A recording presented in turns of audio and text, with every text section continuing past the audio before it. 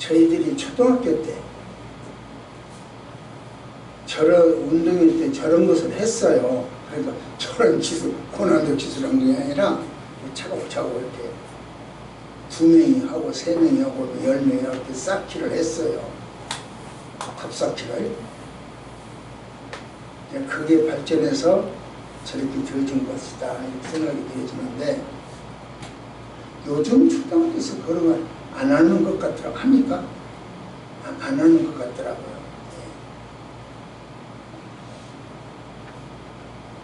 권사님도 그때 하셨었나?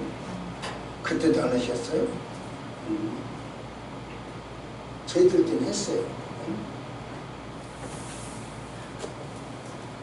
그런데 저걸 보면 저는 아슬아슬하다 그런 느낌을 들어요. 참 아슬아슬하다. 우리 인간관계도 이처럼 참 아슬아슬한 것 같아요. 일반적으로 부부, 남편과 아내죠. 이 부부가 마음에 안 들면 어떻게 하냐? 이혼이라고 하는 카드를 써요. 그런데 우리나라 거의 최고의 층이죠. 이쪽 두 사람은 이쪽 두 사람은 아내에게 문제가 생겨가지고 그 남편들이 곤욕을 치르고 있어요. 그러니 이혼해야 할까요? 만일 대통령이 마음에 안 들면 우리 권사님 기도하신 것처럼 탄핵하고 투표로 말을 해요. 선거로. 하지만 남편이고 왕, 대통령이면 그 사람의 마음에 안 들면 어떻게 할까요?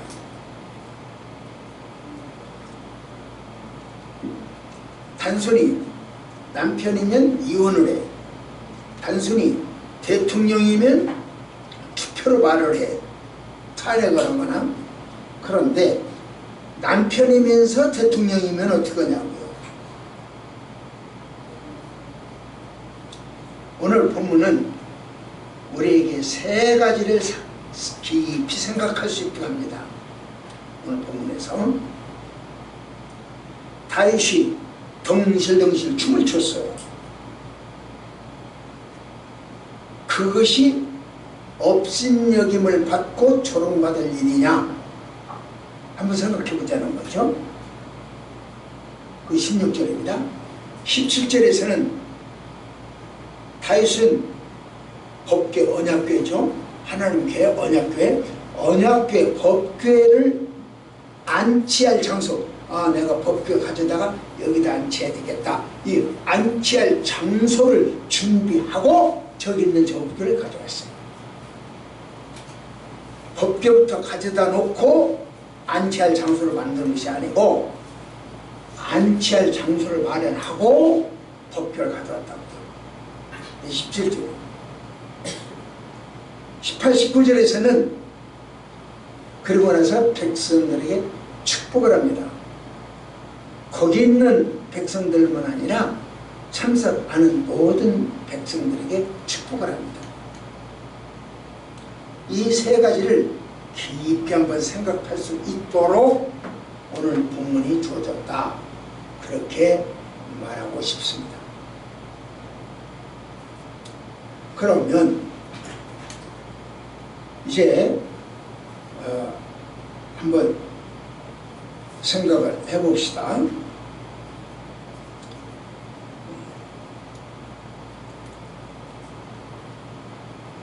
오늘 제목입니다. 시작.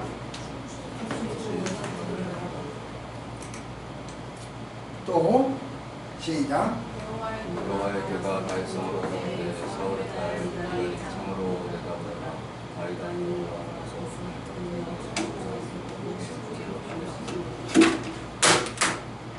예.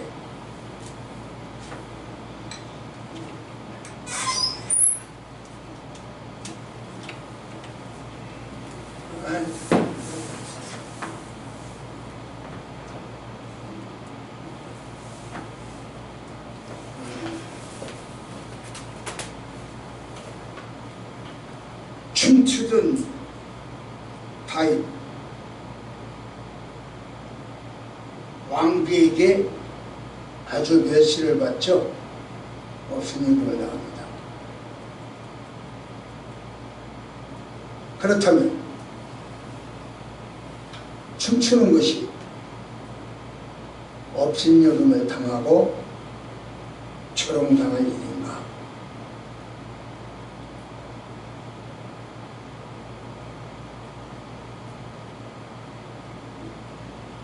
지난 2004년이죠.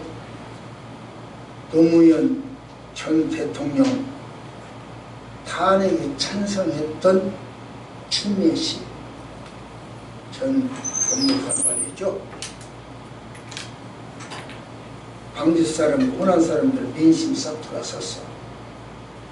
그러니까 그 민심을 추스르기 위해서 광주에 가서 삼보일배를 했죠. 그러나 호남 민심은 돌아서지 않았어요. 그리고 자기 자신도 5번이나 국회의원에 당선되었었던 광진구, 거기서 낙선하고 말았어요.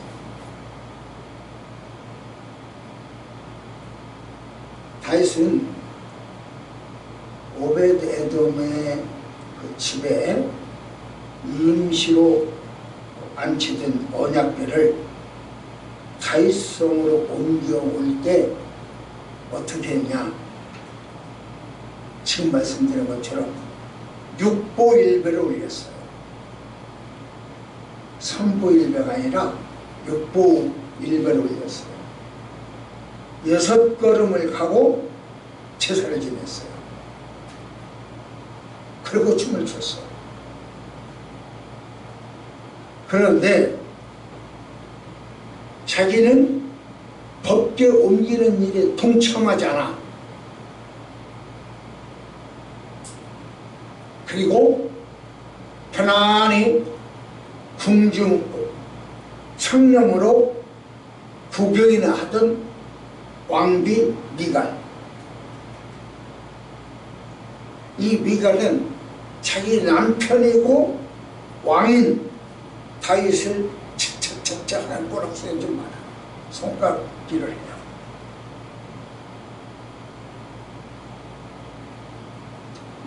무시하고 멸시했어요. 다윗이 춤춘 것이 그렇게 자기 아내에게 또는 왕비에게 또는 어떻게 보면 신하에게 조롱받을 일인가?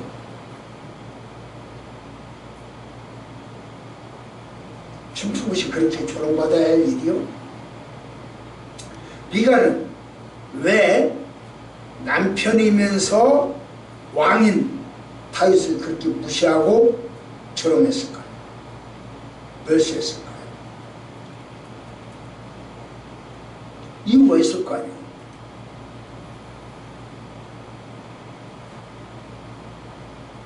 어떤 행렬이든지 행렬의 맨 앞에서는 춤을 추는 일이 있었어요. 그것은 누가 하냐면 광대가 했어요.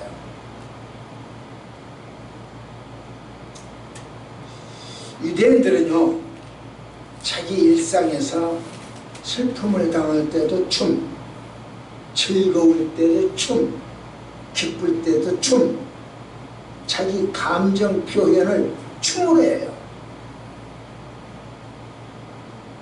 이때 춤은 어떤 일정한 형식이 기쁠 때는 이렇게 추고 슬플 때는 이렇게 추어라, 이런 규칙이 없어요. 일정한 형식이 있거나 방법이 있는 것은 아니고 그냥 여러 가지 악기가 울려 나오면 그 악기 소리에 맞춰서 자기 나름대로 몸을 흔들어요. 춤을 춰요. 소위 막춤이죠. 자연스럽게. 그러나 종교적으로도 춤을 췄어요. 하나님 앞에서 애통하거나 하나님 앞에서 기쁨을 나타낼 때도 역시 춤이에요. 따라서 이들은 이래도 춤 저래도 춤, 기뻐도 춤, 감사도 춤, 간구할 때도 춤, 이렇게 모든 자기 희노애락의 감정을 춤으로 표현했어요. 그리고 춤은 그들의 일상이에요.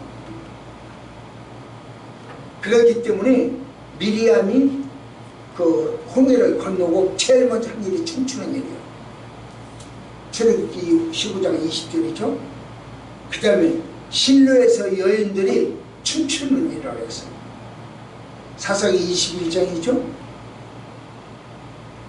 우리나라 아리랑처럼 그냥 우리는 아리랑이 그냥 자연스럽게 아리랑하고 나와버리잖아요. 그걸 누구도 비난하지 않잖아요. 왜? 문화니까. 그런데 전쟁에서 승리했을 때 이때는 개성가가 나오잖아요. 그 행진가가 행진이 있잖아요. 요번에 우리나라 그 요르단한테 축구 실패하고 그러면 전쟁이 뭐야 울음투지에 다들 지금 소상집이 되어버리고 말았죠. 나라가 전쟁에서 승리하면 너무 좋아. 그러니까 국가적으로 이런 행사가 있어요. 그럴 때는 이런 의식적인 행사가 있을 때는 광대를 기용을 해요. 이때 광대는 누구냐면 춤추는 광대는 종이나 노예예요. 그런 사람을 기용을 해서 앞에서 춤을 추게 하는데 우리나라도 그 광대들은 좀 우스꽝스럽게 생겼잖아요. 그 옷을 입고 그렇게 차림을 비켜고 나오잖아요. 근데 그런 모습으로 춤을 춰요. 그래서 그 행렬이 목표를 더 달성하는 극대화시키는 그런 일을 해요. 미가는 유대인이요. 유대인이기 때문에 자기 나라에 그런 문화가 있다고 하는 것을 잘 알아. 여러분 한국 사람은 아리랑 문화가 있다 다 알잖아요. 모르는 사람 없잖아요. 그것처럼 미갈도 유대인이기 때문에 유대인은 이런 문화가 있다는 걸 알아. 그런데 자기는 법궤 모셔오는 일에 활짝 튀고 구경꾼입니다. 동참하지 않아요. 그리고 남편이고 왕인 다윗을 업신여기는 일에 앞장서요. 여러분 예배는 구경꾼이 없어요.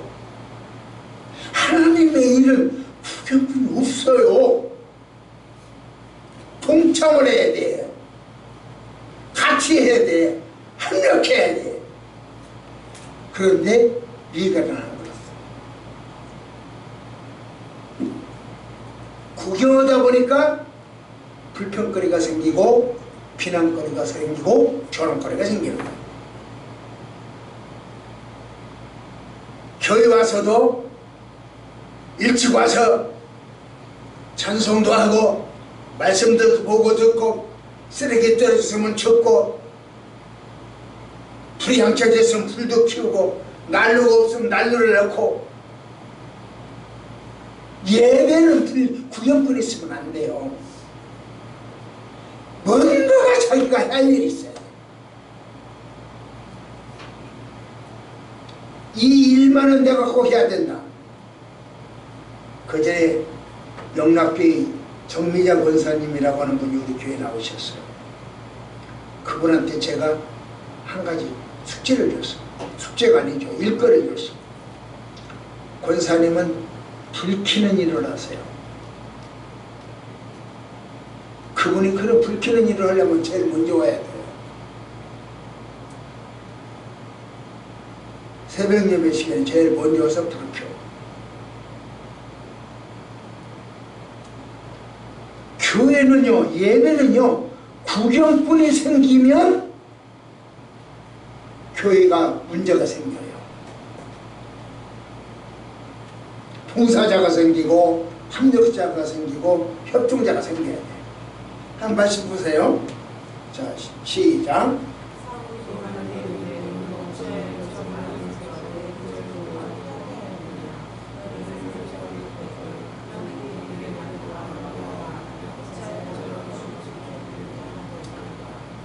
이게 무슨 말이냐면은 그냥 간단하게 설명을 해드리는 게 편해요. 사울은 자기 아버지, 친정아버지요. 친정아버지가 자기 남편 다윗을 죽이려고 해요. 그러니까 그걸 딸은 알지. 우리 아빠가, 친정아빠가 우리 남편 죽이려고 한다. 알지. 그러니까 빨리 자기 집에 가가지고 다윗에게 이야기합니다. 오늘 밤에 당신 도망가지 않으면 우리 아빠한테 잡혀서 죽어. 빨리 도망가. 그러고는 목숨을 살려줘요. 이게 걸리면 자기가 죽어.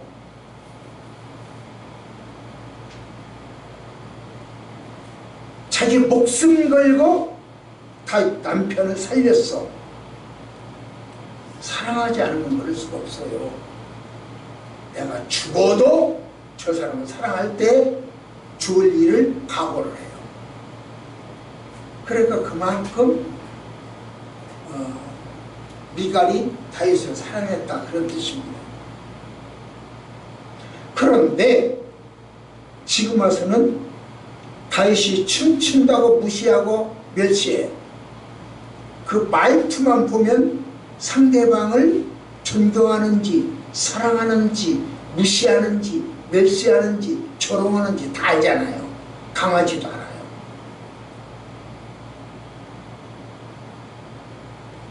우리 집에 까미가 있는데, 홍이라고 그러는 까미가 있는데, 이 아이 강아지는 내가 야! 소리에 이 내 음성만 들으면 자기를 칭찬한다, 무시한다, 또는 벌리려고 한다, 야단친다, 다 알아. 그러는 꼬리를 내고 온몸에 힘이 빠져버려. 그러나 내가 부르는 소리에 따라서 녀석은 금방 회복되고 펄떡펄떡 뛰어. 상대방을 무시하느냐, 존경하느냐, 사랑하느냐, 음성 속에 다 들어있어요. 근데 이 친정아버지가 자기 남편을 죽이려고 할 때 목숨 걸고 살려줬던 미갈이 지금 와서는 무시하고 조롱을 하거든요. 왜냐고요? 왜 그랬을까? 한때는 목숨 걸고 사랑하더니 지금 와서는 그렇게 무시해버릴까?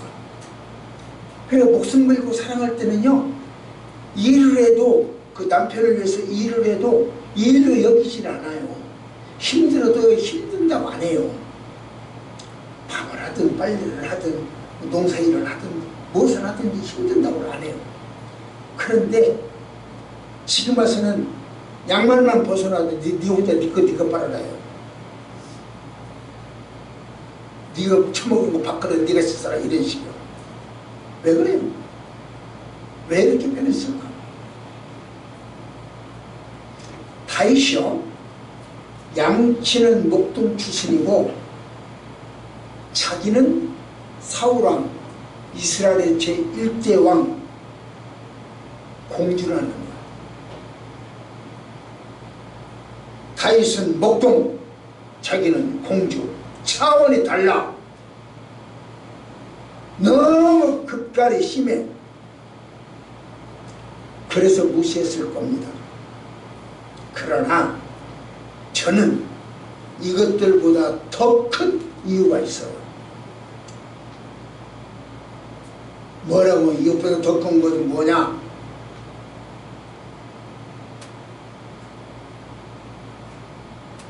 다윗이 광대처럼 춤추는 천박함 아니고 목동 출신이라고 하는 신분이 낮음, 이것이 미갈로 하여금 다윗을 멸시하게 하지는 않았어요. 왜냐하면 미갈은 그것을 다 알고 결혼했잖아요. 목동 출신은 알고 사랑했잖아요. 그것이 사무엘상 18장입니다. 목동 출신이 알아. 그러면서도 사랑을 했어. 그런데 본문에서 경멸을 해, 무시해. 왜요? 이 사랑할 때와 무시하는 본문 이 사이에 뭔가가 있어. 사랑할 때와 무시하던 사이, 그 사이 세월의 흐름 속에 뭔가가 문제가 있어. 그 문제가 뭐냐? 미갈에게 있어서 다윗은 첫사랑이에요. 다윗도 그렇지만 공주가 목동을 사랑한 첫사랑이었어요. 그 사무엘상 18장이요. 미갈은 첫사랑의 애정으로 친정 아버지를 속였어. 그리고 다윗을 도피시켰어. 그게 사무엘상 19장이요. 그러던 미갈이 다윗을 잊어버리고 도피시키는 다음에 못 만나잖아요. 이리저리 쫓겨다니니까. 그때 다윗은 쫓겨다니고 고통당하고 있을 때 이 미갈은 다른 데로 시집을 가요. 다른 말로 바꾸면 남편 쫓아보내고 내가 할 만큼 했다. 이제 나는 내 사랑 찾아, 내 행복 찾아 가겠다. 그러고 가는 거예요. 그 사람이 저 갈림이라고 하는 마을에서 살고 있는 발디라고 하는 사람하고 결혼해요. 재혼했죠. 그게 사무엘상 25장에 나와요. 그런데 이 미갈은 재혼을 참 잘했어. 이 발디가 이 미갈을 엄청 사랑했어요. 그러니까 미갈은 밤인지 낮인지 구분 못하고 세월 모르고 흘러가고 있어. 행복하게 살았어. 그러나 다윗은 미갈하고 결혼했을 때 행복하지 않았어. 행복할 수가 없어. 안 물어봤어. 성경에는 그 말이 없어. 그러나 내가 생각할 때는 그러다가 말이야. 왜? 자기 장인, 다윗의 장인 미갈의 친정아버지가 자기를 죽이려고 하잖아요. 기회만 했으면 죽이려고 하잖아요. 언제 죽을지 모르는 다윗이 행복했겠어? 사울이 다윗을 사위로 삼은 것은 다윗을 제거하기 위한 수단이지 그에게 행복을 주기 위한 수단은 아니었어. 소위 요즘 말로 말하면 정략결혼이죠.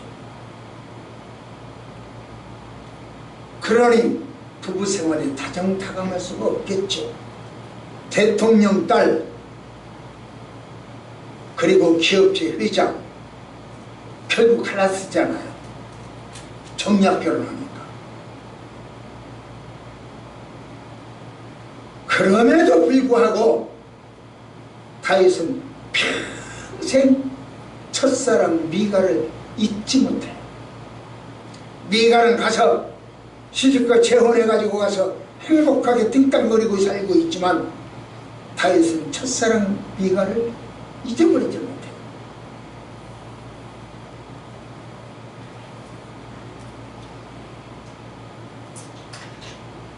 다윗이 그러고 나서 기득권을 주장하는, 야 네가 데리고 있는 그 미갈 내 부인이, 나하고 정혼은 내 부인이야. 할 말이 없어. 미갈에서 말해서 생각해보니까 할 말이 없어. 이 발디도 생각해보면 할 말이 없어. 그래서 돌아와요. 울며 불며 헤어졌죠. 돌아와요.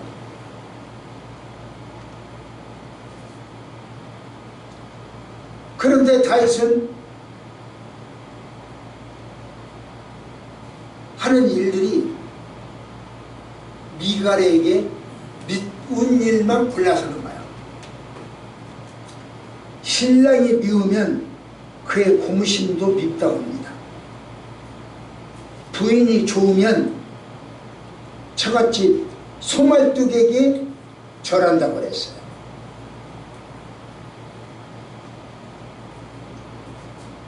그렇듯이 이 미갈은 다윗이 하는 꼴이 다 보기 싫은 거야. 그게 뭐라고 왜 그래 계속 이렇게 되는 거야. 다 보기 싫은 거야. 마음에 들지 않은 거지.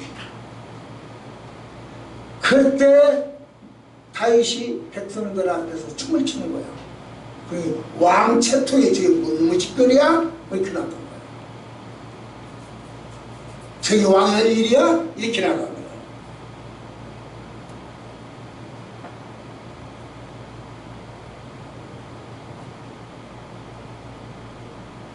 상대의 실수를, 이 작은 실수를 탁 붙들고 그걸로 공격하고 밀어붙이고 악한 소리 하고 목소리에 힘을 주는 것은 침수공개하는 것은요, 사랑하지 않는다는 증거요.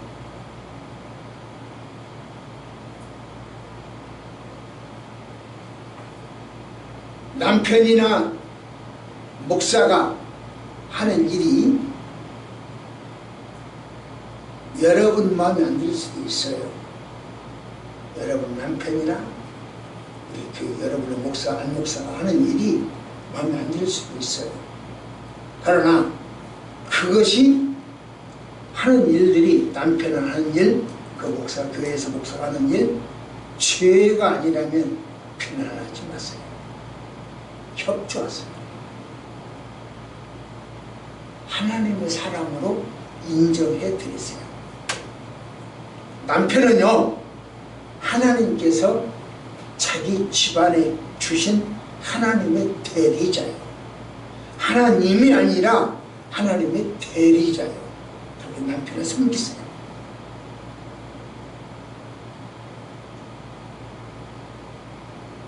여러분의 남편이나 여러분 교회 목사가 하나님과 이웃을 사랑하는 일이라고 한다면 업신여기거나 비난하지 마세요. 그것은 남편이 변한 게 아니라 당신이 변한 거예요. 목사가 변한 것이 아니라 당신이 변한 거예요. 목사는 여전히 하나님을 사랑하고 이웃을 사랑합니다. 남편은 여전히 하나님을 사랑하고 이웃을 사랑합니다. 그런데 그것이 밑보이고 잔소리거리로 보인다? 그러면 여러분이 변한 거예요. 그래서 제가 항상 가끔 여러분이 내 신앙, 본인이, 여러분 우리 각자가 내 신앙을 점검해라. 옳다고 주장하지 말아라. 설교를 통해서 점검하고, 말씀을 통해서 점검하고, 기도를 통해서 점검하고, 찬송을 통해서 점검하고, 봉사를 통해서 점검하고, 자기 신앙 점검이 필요해요. 나를 이만큼에서 됐어? 그동안에 어떻게 했다고? 변심이에요, 변심. 변심한 사람 어떻게 될까요? 한번 볼까요? 어떻게 됐는지. 자, 시작.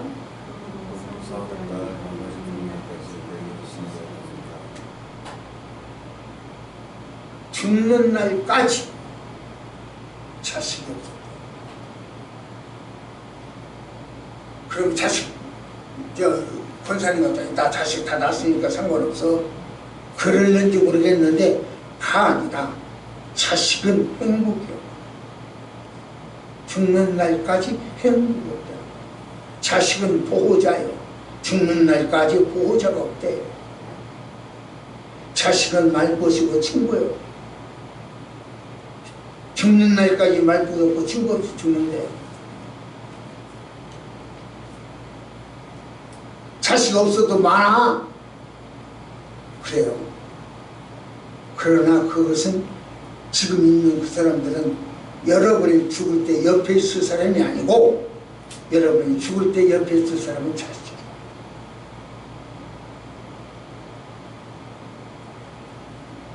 하여튼 외형적 조건을 보면 미갈이 다윗을 업신여기고 경멸하는 게 당연합니다.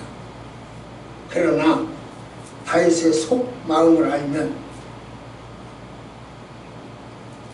문제가 달라져요. 한번 볼까요? 시작.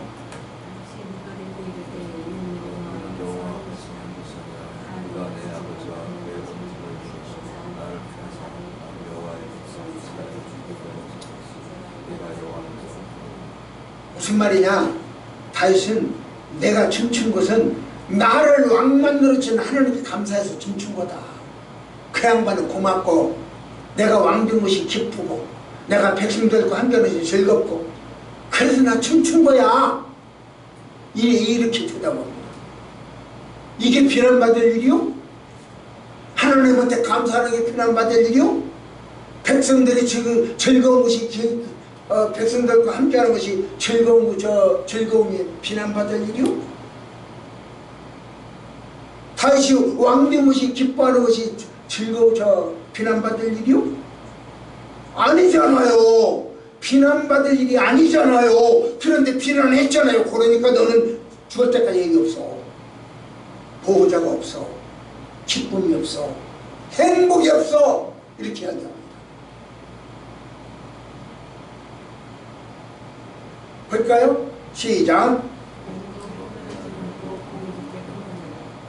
사람을 외모로 평가하지 말래요. 조건만 평가하지 말래요. 속 좀 보래, 속. 그 사람 속이 뭔지. 우리 초원교회를 외모를 볼 때는 굉장히 작은 교회입니다. 조롱당하기 딱이요. 업신여김 당하기 딱이요. 지난주에 말씀드렸어요. 우리 휘가 할아버지 왜 우리 교회에는 사람이 없어? 내가 그 이야기를 지난주에 하고 답을 안 했어요. 답을 오늘 지금 해드리는 거예요. 적은 교회라고 무시당하고 멸시당하기 딱이요. 여러분과 제가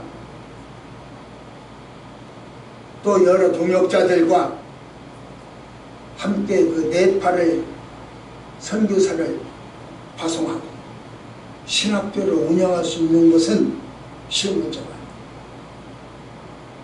그리고 이제 와서는 학교 부지를 구입하려고 합니다. 여러분들 이미 헌금하신 분들도 계십니다. 외형적으로 볼 때는 가당치 않는 일이요. 그러나 하나님의 생각은 다릅니다. 하나님 앞에서 힘껏 춤추는 다윗처럼 우리도 힘껏 날갯짓을 합시다. 미갈은 업신여길지라도 하나님은 칭찬하실 것입니다. 두 번째입니다. 시작. 법결 안찰 장소를 준비한다. 말씀 보세요. 시작.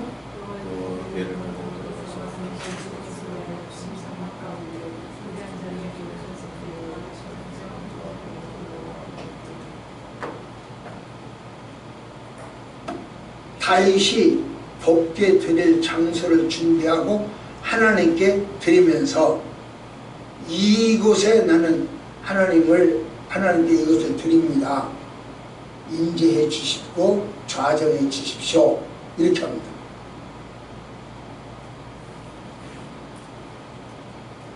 하나님은요 다윗에게 야 다윗아 예? 법규 좀 데려왔나 가져왔나 나 거기 나 들은 것이 마음에 안 든다 이리 데려와라 가져와라 그러지 않았어요. 다윗이 자기 스스로 거기서 안 되겠다 이리 모셔와야 되겠다 하고 준비를 한 거예요. 안착할 성소를 먼저 만들었어요. 이처럼 하나님은요, 자원에서 준비하는 사람을 사용해요. 시켜서 에이 또 나한테 오라고 이거 시키네, 왜 나만 이러는 거야? 이렇게 하지 않았어요. 하나님 안 시켰다니까요. 안 시켰는데 자원에서 하나님 내 이거 할래요 하고 했던 거예요. 왜 나보고 청소시키는 거야? 내가 좋은 옷 입고 나와서 이거 청소하게 됐어? 내가 이거 해먹고 나 평생 이거 안 먹고 살았는데? 이런 식. 아니,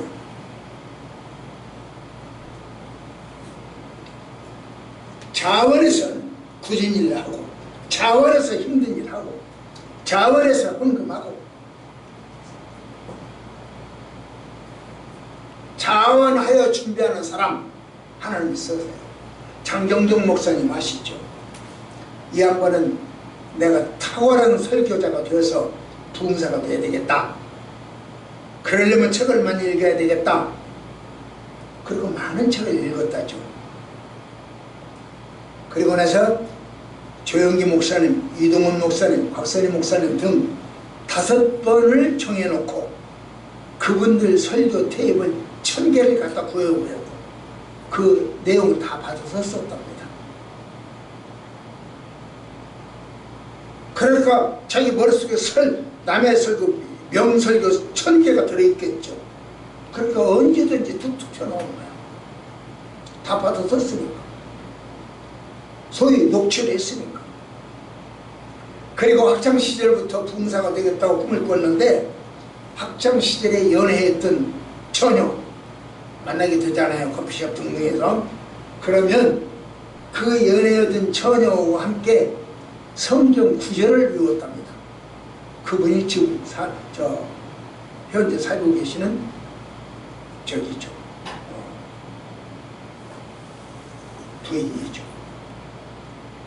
그런가 하면 이런 박성수 회장이죠. 이 양반은 어렸을 때부터 근육 무력증으로 시름시름 앓다가 대학교 때는 아예 못 움직였대요. 5년간 누워서 있었답니다. 그러는 동안 5년간 있으니까 경영학, 경제학에 관한 책을 3000권을 읽었대요. 그리고 그 사장들이 모이면, 지금은 사장들이 모이면 당신 책 안 읽으려면 청소도 오지 마, 그랬대요. 연필 들기도 어려운 절망적 위기에서 독서하는 나날들이 자기에게 축복이었답니다. 책을 읽었다는 거죠. 웨슬리는 책 읽기를 싫어하면 목표에다가 두지 말고 장사꾼이 되어라, 그렇게 하기로 했어요. 무슨 말이냐? 장사는 장사를 준비하고 목표는 목표를 준비를 해야 되는 거예요. 하나님은 준비된 사람을 쓰십니다. 그렇다고 준비된 사람이라고 다 쓰임받는 건 아니에요. 열심히 준비했는데도 쓰임받지 못하는 경우가 있어요. 저 사람 참 잘할 것 같은데 못하는 사람, 엉터리 같은데 잘하는 사람. 이처럼 하나님은 별 볼 일 없는 사람도 쓰십니다. 쓰임받는 여부는 하나님의 절대 주권이에요. 옹기장이가 한 줌의 흙으로 이런 그릇을 만들든지 다른 그릇을 만들든지 전혀 상관이 없죠. 무엇을 만들든지 간에 마찬가지죠. 부인이 시장에 가서 당근을 하면 당근 한 개를 사다가 당근으로 전을 부치든 아니면 이 당근은 즙을 짜든 김밥 재료를 하든 수프를 만들든, 이 당근이 왜 나한테 수프 만들어요? 왜 나를 저 김밥 재료로 써요? 그렇게 할 수가 없다는 거예요. 창조주께서 우리에게 주권 행사를 하는데 우리는 할 말이 없다는 거죠. 그것이 잘못이라고 말할 수 없어요. 사람을 쓰시는 것은 하나님의 절대 주권이요. 우리는 네팔의 성토신학교를 세우고 학교 건물을 세우기 위하여 건축 헌금을 모으고 있습니다. 여기서 두 가지를 생각을 해야 돼요. 건축 헌금 모을 때 하는데 두 가지 생각을 해요. 먼저 하나님은 우리를 네팔 선교에 쓰시냐 안 쓰시냐. 하나님은 우리를 쓰지 않는데 우리가 건방 떨고 있냐, 하나님이 진짜 쓰시냐, 요걸 이야기해요.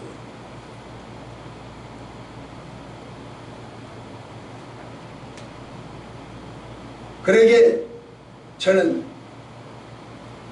네팔 선교가 예스라고, 하나님의 뜻이라고 봅니다. 왜냐고 하면, 어떻게 하냐고 하면, 저는 네팔을 한마디도 못해요. 그럼에도 네팔에 학교를 세우고 네팔을 학교 운영하게 해요. 선교사를 파송하고 해요. 금년에 가면 구해주려고 해요. 하나님 뜻 아니요? 그렇다면 또 하나 생각해 볼 게 있어요. 학교 부지 구하는 것이 하나님 뜻이냐 뜻이 아니냐. 저는 그것도 하나님 뜻이라고 해요. 왜? 뭘 보고 하나님 뜻이라고 합니까? 내가 부지를 구입해야 된다, 땅을 구입해야 된다고 내가 방방 뛴 게 없어.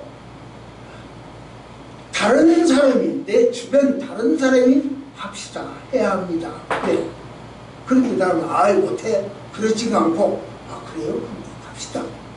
마음에 평안을 주시오. 다른 사람 입을 통해서 나한테 마음에 평안을 주시오. 하나님 뜻이오. 지금 제가 여러분들한테 부지 구입을 해서 건축 공부를 하세요. 부담이 오면 하지 마세요. 아 그래? 나도 해야 되겠네? 하는 뜻이요.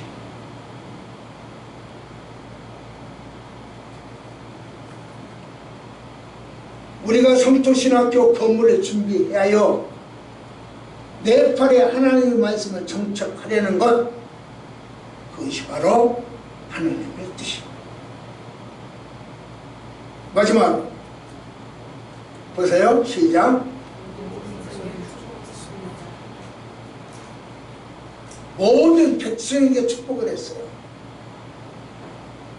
축복은요, 하나님 믿는 사람이 하는 일이 축복이요. 그래서 상대방이 예수를 믿든 믿지 않든 나를 만나면 그를 축복해야 돼요. 전철 속에서 여기까지 앉아있는 분이 예수 믿든 안 믿든 축복해줘야 돼요. 내 집에 찾아오시는 분들이 예수를 믿는 사람이든 믿지 않는 사람이든 축복을 해야 돼요. 나한테 돈을 밥 한 그릇 사달라고 하는 사람이 예수를 믿든 믿지 않든 축복을 해야 돼요. 이게 예수 믿는 사람의 마음이요.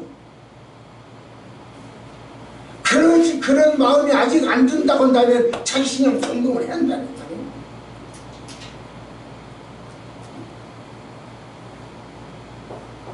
자, 말씀 보세요. 시작.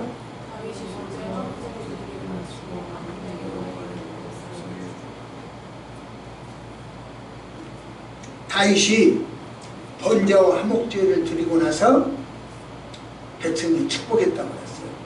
번제 드리는 일, 목사가 할 일이요. 말하자면 제사장이 할 일이요. 화목제 드리는 일, 축복하는 일, 다 제사장 몫이요.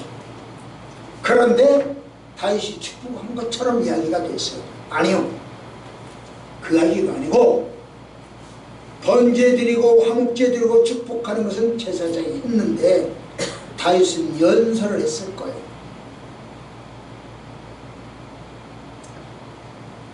나머지는 예배로 하고요. 제사장을 통해서 예배를 하고요. 왕은 대화와 소통을 한 거죠. 여러분도 예배하고 대화와 소통을 통해서 네팔을 축복해야 됩니다. 우리도 축복할 수 있어요. 축복해야 합니다. 자, 말씀 보세요. 시작.